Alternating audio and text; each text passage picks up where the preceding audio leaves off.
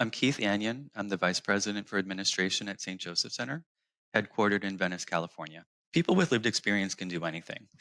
They can be a case manager, they can be a therapist, they can be a substance use counselor, they can be a program lead, they can be a program coordinator, program manager, director, senior director, vice president, and CEO. When you've experienced trauma and you've come through the other side, we also we have an opportunity to look back and recognize that we may have just created a new predictor of what's possible for ourselves. We're faced with what may have seemed like an impossible situation, or even layers of a more and more and more impossible situation. And somehow we've navigated through.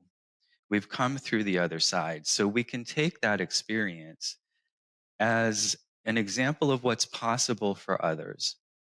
And I know from conversations I've had with staff over the years who have lived experience, many people who have come through trauma want to offer of themselves to others. They're motivated to give back to their community, and they want to bring that language of I've been there, I understand, I'm here for you. I'm here to help. We can get you through this. There's a lot of value there too.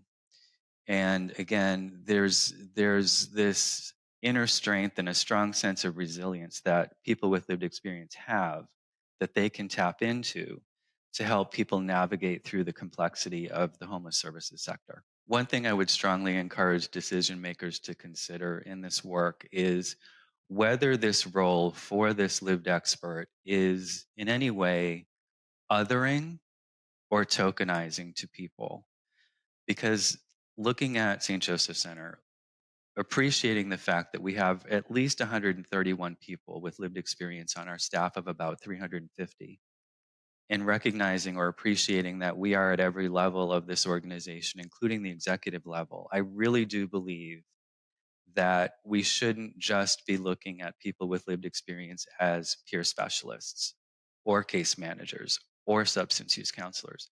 We can be leaders in this field. When we're planning meetings, when we're designing programs, we should also think about who's in the room making those decisions and who's not, and why those people are in the room and why others may not be, so that we can be more inclusive in our decision making.